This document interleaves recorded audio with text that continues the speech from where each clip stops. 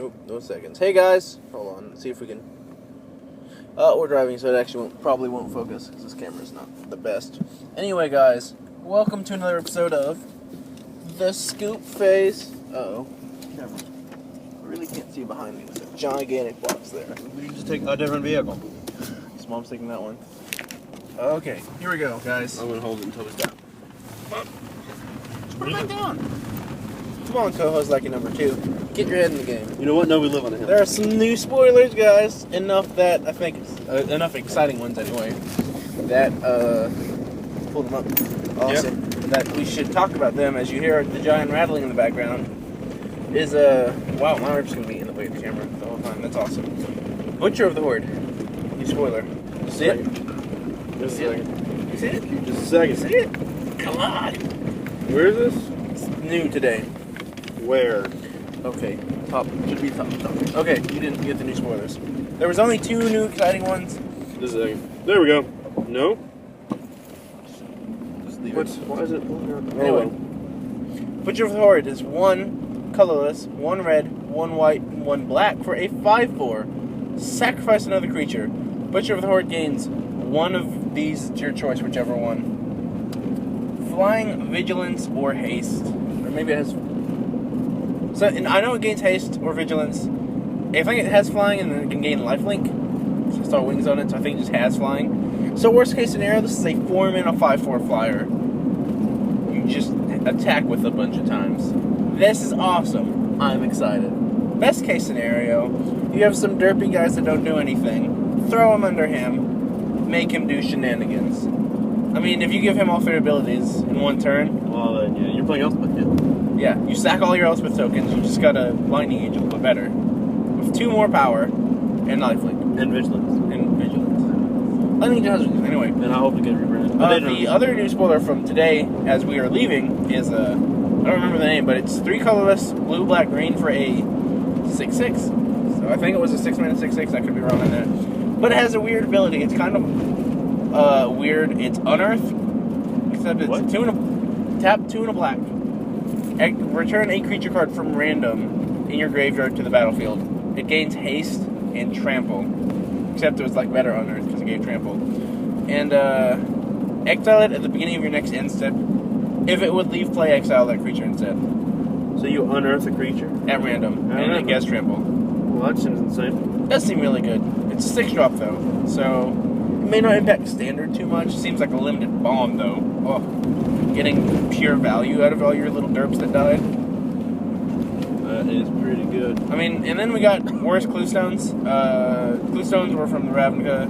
They are 3-mana mana rocks allowed to add whatever, in this case, con they are. Jeskai obviously has red, white, blue. Tamir, all the other ones. And then you can tap 1 of each of that con's color and the Cluestone thing to sacrifice it and draw a card. They're called the banners. That's what they're called. They're good and limited. I mean, this looks like the old Alara block, like limited mana. Like you just draft a bunch of dual lands and mana rocks, and you have a perfect mana base. You can play pretty much anything you want limited. But it might be a little slow. I don't know how much I'll draft this one. It looks like it's going to be kind of like a slower limited format, full of just awesome multicolored cards. This seems really bomb heavy though. Just there's so many bombs, but they're all rares and mythics, sadly. So to continue. Yeah. Hooded There are Hydra. some uncommon ones. Hooded Hydra, another mythic Hydra. They cost 2 green X. Not that exciting. The upteenth number, Yeah, enters with X counters. 1 green and X would be way more exciting. But 1 green X. enters with X counters. Whenever it dies, you get that many 1/1 snakes. Where X is the number of counters on Yep. They do Like not for have each death touch. it. It also has Morph. And when you turn it face up, it gets 5 counters. Yeah. And the morph cost to flip it up is 3 and 2 green. So it's not a terrible card. I like it. So you pay 3 for it, then you pay 5. It's a 5/5 that when it dies, you get 5 1/1s. It seems like a good one-of in like the Mono Green Devotion decks as a way to beat the new Wrath that's coming out. Because Mono Green Devotion might be a deck after rotation, because you still have your Nykthos Forging Satyr combo. Or can they just print Damnation? I like Blue-Green with Prophet of Proof Exeson. That's less devotion, more shenanigans. I like the deck. It's probably going to stick around after rotation or some variant of Green Devotion. Nykthos Forging Satyr is an extremely powerful combo, and they still have a ton of the enablers and Arbor Colossus. A ton of the mana dumps of Polykranos. They have Nissa to untap Forest. Like, Definitely looks like it'll still be a deck. That's gonna be fun, right, guys? Yeah, you're right. Nixos. Yeah. Another full year of I guess 18 more months with Forging Standard. Abzan Battle Priest. Woo! It's a 3 white for a 3/2, so 4-mana 3/2. Each creature you control with a 1/1 counter has lifelink, and it has Outlast of 1 white. So you have 1 white in it, it gets a 1/1 counter. So it's alright. You can only outlast on your turn. Only do it as a sorcery. Once again, limited, amazing. Constructed play, maybe. Probably it not. Just kind of depends on how this format opens up. If the decks are slow enough, you could definitely sideboard this in like some weird kind of mid-range man. Yeah, counters matter deck. If you're playing like some kind of Abzan deck. I'm just gonna say junk. Well, yeah, some kind of +1/+1 counters matter deck. I'm also just gonna say American. Whenever there's Jeskai, which is the next card, is Jeskai Charm. I'm gonna call it the American Charm because it sounds way cooler, and then you should come to America. I'm not gonna say it. I hate it. I've always hated it calling it blue. I just call it blue already because I hate using the name America. Just saying. Anyways, we can't put America on everything. We don't try to. It's just red, white, blue like our flag. So is the Dutch. Anyway, call it Dutch. Anyways, choose one. Put target creature on top of its owner's library. It's alright. It's like a Azorius Charm, but you can do it whenever you want. It's like a Griptide. Yeah, with one less mana, but 2 more colored mana. Yeah. Deal 4 damage to target opponents. Like Flame Javelin in the face. Yeah, which is like, I feel like there's going to be a burn deck by that. I love the burning of people. And then as the trump, it's creatures you control get +1/+1 and gain lifelink until end of turn. I just want to say that sounded really bad. I like the burning of people. I like throwing burn spells at people's face, guys. I don't like actually burning people alive. I don't want you to think that. The lifelink thing. He doesn't. The lifelink thing's weird. +1/+1 lifelink. That seems just kind of. It seems like a very. It's like a mix of Azorius. It's like the creature anthem of Jeskai. Like they affect their own people. Like it looks like they threw Azorius Charm and Boros Charm together. It's what Sage of the Inward Eye does. It looks like they threw Azorius Charm and Boros Charm together. That's all it does. Yeah, pretty much. That's what it looks like. Made this spell. I mean, I like it a lot. I always like throwing burn spells at people's face, guys. Every time I've tried to play a blue or red control deck at a tournament, I've always tried to have a bunch of burn spells. When I tried to play it in Standard, I always loved to have Warleader's Helix and Boros Charm in there. I always ended up cutting Boros Charm because it didn't do enough. A bunch of the removal was Detention Sphere and Banishing Light when I tried it. So, Boros Charm didn't really get around that. Yep. But yeah, burn spells. Next spell is a junk card. It's 1 green, white, black for a 4/5, so a 4-mana 4/5 that has Trample. It's called Siege Rhino. That's pretty good. That's playable already. All over this card. It's a rare, but it has more text, which is always awesome. Depending on the card, it could be bad, like Desecration Demon. Oh, how good is Reaper of the Wilds in this new Standard format? It looks kind of slow. I like Reaper. I know, I'm trying to get some foils. Pick up foils, guys. They're not much. There's Siege Rhino. When it enters the battlefield, each opponent loses 3 life, and you gain 3 life. So it's a 3-mana drain if it's 1-on-1. Multiplayer is alright, but since we're mostly a 1-on-1 kind of tournament format, this is what we do. I'm talking about. This card's really good. It automatically deals 3 damage, and then attacks for 4, and only dies to things with 5 power, or burn spells and things with like power that you can find. Aggro decks have a big problem with this, especially me, because I like to play beatdown decks. Yeah. It looks like decks like Rabble Red, as it is now, can stick around after rotation. They have one thing going for them, from all appearances, is that it looks like the mana bases are going to be really slow, the decks are going to be a little clunkier. The bad thing is, these decks have a lot of powerful 4 and 5 drops. Yeah. Outside of just Polykratos now. A couple 3 drops. Like Junk has like so many good cards. Courser Prefix, and like even this guy, or Reaper, just go or Polykratos, or so many things. Yeah. Turn 3 Siege Rhino, or like just like tap land, and then the leader, the 3-mana 4/4 that exiles creatures from grid. Like the Rabble Red deck won't be as good, but maybe the old like Tom Ross slide deck. You need more friends in Goblin effects.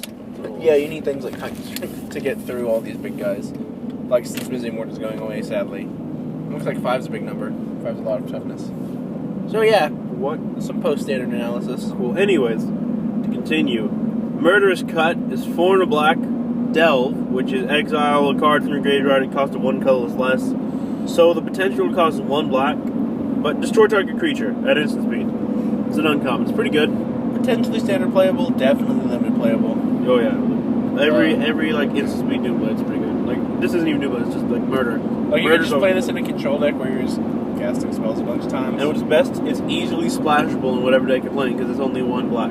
That one black mana. So we don't really need to continue to much. It's just a good card. But Trail of Mystery. You should stop going over all the like uncommons and stuff. One and a green. Whenever a face-down creature enters the battlefield under your control, you may search your library for a basic land, reveal it, put it in your hand. It's an enchantment, obviously. And then whenever a permanent you control is turned face up, if it's a creature, it gets +2/+2 until end of turn. Like if it had put it into play, if it put the land into play, God, that'd be gross. I would actually like this card a lot since it puts it in your hand. Oh, my mistake. They made a fair magic card. I know. That wouldn't be gross. It'd be fair if it put lands in play. Since it puts it in your hand, it's just kind of meh. Like morph cards are going to be annoying anyways. Yeah, like if they reprint Willbender. I just realized this thing has prowess. We don't really need to go into much detail. It's going to see play with morph cards or there's a morph deck. Maybe it might. I mean, it's really bad because you have to be playing basic lands to make this good, and in the new standard, if you're playing like morph cards, you're probably going to be trying to play the more powerful ones, which can be more than one color. It appears to be most of them are. And this guy, it only puts them in your hand. I don't like it as much. If I put them into play, I would actually like this card. It might just be able to be playable in standard, but I think putting it in your hand is too much of a downside. It's just generating card advantage. It's bad card advantage. Not good card So advantage. I just read over the next card again, and it was like alright before, but now I like it a lot because it has 2 lines of text I actually just completely forgot about. It's Pearl Lake Ancient, 5 and 2 blue for a 6/7 flash. Cannot be countered, which I forgot about, and then has prowess, which whenever you cast non-creature spell gets +1/+1. I'm all over this card. Now, yeah, I like this card a lot now that I read those. I was a big fan of Aetherling, still am a big fan of Aetherling for the next 2 weeks it's standard playable, but it will... Oh, wait. No, it's gone. Okay, wait, hold on. It rotates out, it was a core set card. No, it was a return around card. Yeah. So Ravnica will be gone, sadly, but this looks like a very good Aetherling variant. It has flash and can't be countered, so against other blue decks, this I card didn't even finish reading all of them. I'm reading. Go for it. Return 3 lands you control to their owner's hand. Return Pearl Lake Ancient to its owner's hand. Oh, boom! And it's hard to kill, so it is pretty much the Aetherling variant. With the exception it can't become unblockable. It takes a few turns to But it's cast. like a 6/7, right? 6/7 for 7. Yeah, so... Leviathan. Again, yeah, it's a playable Leviathan for standard purposes. Like, I'm probably going to sideboard it if there's a control deck at all. Like, against other blue decks, you can have a 6/7 that can't be countered, that gets bigger when you cast non-creature spells, and is extremely difficult to kill because you can just bounce lands to your hand to put it back in your hand. Seems really good to me. Next card is it's like a one of. Admet Negation. 1 blue, counter target non-creature spell unless they pay 1. Ferocious. If you control a creature card 4 greater, just counter it. Not insane. It might see some type of play as like a force by greater. You don't need to go over all the comments and comments that are just kind of... Ash Cloud Phoenix. Just saying. 2 and 2 red for a 4/1 flying. When it dies, return to the battlefield face down. There's a morph card, obviously. Whenever it's turned face up, it deals 2 damage to each player. 4 and 2 red to flip it. So it's alright. Probably won't see that much play. It's a very aggressive cost. Hard to flip, though, if you're playing the aggressive deck that wants to play it. So maybe a mono red devotion deck wants this as like one of in the sideboard? It probably should have been a rare. Yeah, it seems like a really bad mythic. Yeah. But as Wizards have said, they don't make mythics for mythicness most times. They make them mythics for limited purpose. And it seems really good limited. Like he said, I don't know how much constructed applications it has. Since it has 1 toughness and 6 mana to flip, it can be really hard to use. And if you ever want to play something after you've returned to the battlefield, your opponent kills it, it's just kind of, okay, you lost. You got very minimal value. Temur Charm. The Rug Charm. Green, red, blue. Choose 1. Target creature you control gets +1/+1 until end of turn. Then it fights target creature you do not control, which is pretty good. It could be removal. And it answers your guys so you can hit them in the face. Counter target spell, unless its controller plays 3. So Man League, that's pretty good. And then creatures with power 3 or less cannot block this turn. I think it's a decent magic card. Yeah, I think if you're on the play, the counter ability on this is going to be super relevant. Yeah. I do think the charms, from what all appearances, will see standard applications. They might even see modern applications. I think the bug one will. as like one-ofs, and if someone plays a bug deck. So, let's continue, Josh. Yeah. Deflecting Palm, because we're close to my job. Red, white, the next time a source of your choice will do damage to you this turn, prevent that damage. If damage is prevented this way, Deflecting Palm deals that much damage to that source's control. So, it's alright. I'm not sure how much play it'll see. It might see sideboard play for like the Jund monsters when like you like playing a removal deck like Burn, kill a lot of their stuff, and then they play like Pelucanos and Monstrous it, and then you can just deflect it to their face.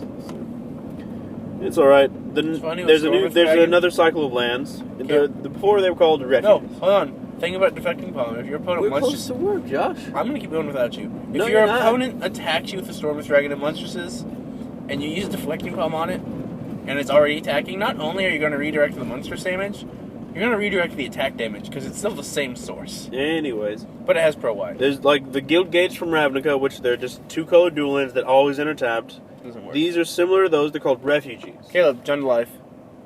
This guy's license plate has J&D, Jund Life. Yep, Jund Life. Anyways, Bloodfell Caves, Rugged Highlands, Jungle Hollow, etc., etc. They're just 2-color dual lands. They enter the battlefield tapped, but you gain 1 life. They probably won't see play over temples or tri-lands, so, man. 3 new cards, I don't think we went over these. Rakasha, Death Dealer. Green-black, 2/2. That's it. No, I'm just kidding, it's not vanilla. Green-black, activate ability. Just pay green-black, gets +2/+2 until end of turn. You can activate this any number of times. Green-black, regenerate Rakasha, Death Dealer. I like it. I approve. I'm not sure how much play it'll see in standard. Has the Decent. Josh stamp of approval. Yes. Meh. Mardu Charm. Well, it's kind of similar to Loudstrel in the fact that when Red, you tap with it, it's white, hard to kill. black. Just saying. Choose one. Deals 4 damage to target creature. So it's Flame Slash. I wish it could hit players. Put 2 1/1 White Warrior creatures on the battlefield this turn. They gain first strike until end of turn. So you get 2 1/1s, and for that turn they have first strike. So it's a pretty good defensive card if you're uncommon. Target opponent reveals her hand.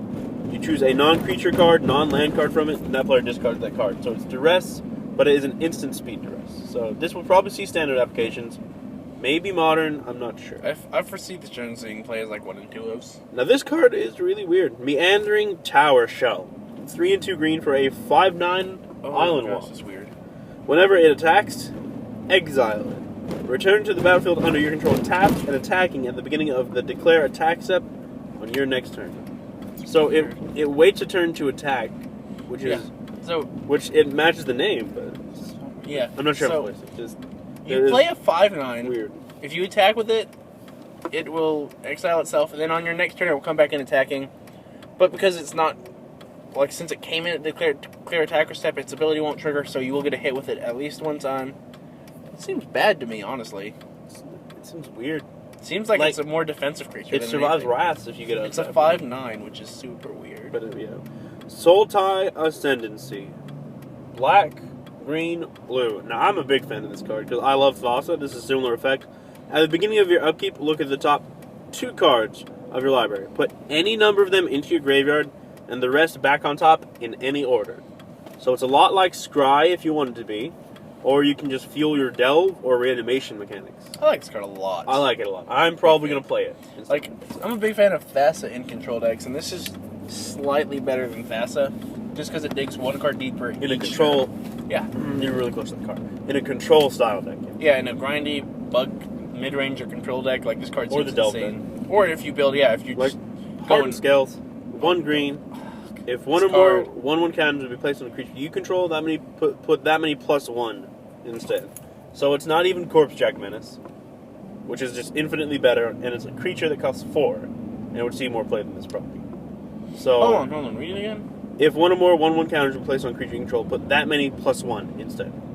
So does it actually? It adds 1 counter. That's what it sounds like. That's what it does. But +1 instead. I'm saying no.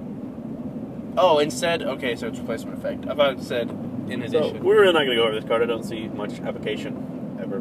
No, we did fine. But Fine. without Empty less. the Pits. Mythic. Instant speed. 4 black, double X. Sounds awful, but it has Delve. It's getting better. You exile X cards, but anyways, you put X 2/2 black creature zombie tokens on the battlefield tapped. It's like the ultimate late game card of Delve. I'm a big fan of Army of the Damned. This is like an Army of the Damned variant. I foresee myself playing this card at some point somewhere. Let's go over these next two cards quick. Savage Knuckle Drive. Savage Knuckle Blade. Oh yeah. Green, blue, red for a 4/4. Has 3 different abilities. So it's a 3-mana 4/4, which is pretty good. Tap 2 in a green, it gets +2/+2. Activate this only once each turn. Tap 2 in a blue, you return to your hand. Tap 1 red, just 1 red mana, just a mountain. Gains haste. I'm all over this card. Yep. I approve. Stamp of approval.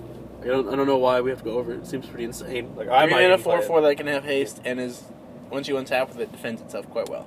Icy Blast. In combat and against removal. Icy Blast. Blue X. Tap X creatures. Ferocious. Power 4 or greater creature you control. Those creatures do not untap during the control and tap step. So it's like a combat trick. Stamp of not approval. It's meh. I think it'll see them play. Mantis Rider. Red, blue, white. Flying, Vigilance, Haste, 3/3. I approve. I approve. I don't know if it'll see standard play. Dude, an American control deck I'm going to play that has just a bunch of burn? Come on. And then we got... In all fairness, I'd rather play Goblin Ramager of this, but I'm also, obsessed with Goblin And then we got the next 3 Tri-Lands. The red, blue, green one, the bug one, and then Oh yeah, we got Tri-Lands. Surprise. What is that? Continue going. The Abzan one. And we went over most of these other ones. So, Suspension Field, Mind Swipe, and these That's all for today, guys.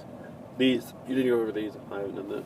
Maybe some of these. Do them another time, maybe? Dude, you need to go over the Flying Ninja Kick. Flying Crane Technique. It's really bad. Untap all creatures you control that gain flying and double strike until end of turn. Went over pretty much everything else that I think is relevant.